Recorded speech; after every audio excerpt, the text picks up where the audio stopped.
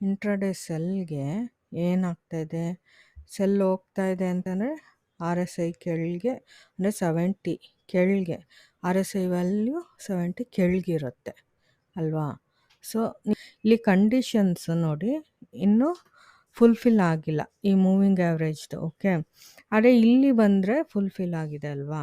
ಇಲ್ಲಿ moving average 6 is below moving average 20, moving average 20 is below moving average 40. So ಈ ಥರ condition ಇಲ್ಲಿ correct ಇದೆ ಅಲ್ವಾ. ಸೊ ಕರೆಕ್ಟ್ ಇದ್ದಾಗ ನಾವು ಇಲ್ಲಿ 70 ಬಂತಲ್ಲ, ಸೊ ಇಲ್ಲಿ ಎಕ್ಸಿಕ್ಯೂಟ್ ಮಾಡ್ಬೋದು ನಾವು. ಓಕೆ, ಇಲ್ಲಿ ಎಕ್ಸಿಕ್ಯೂಟ್ ಮಾಡ್ಬೋದು.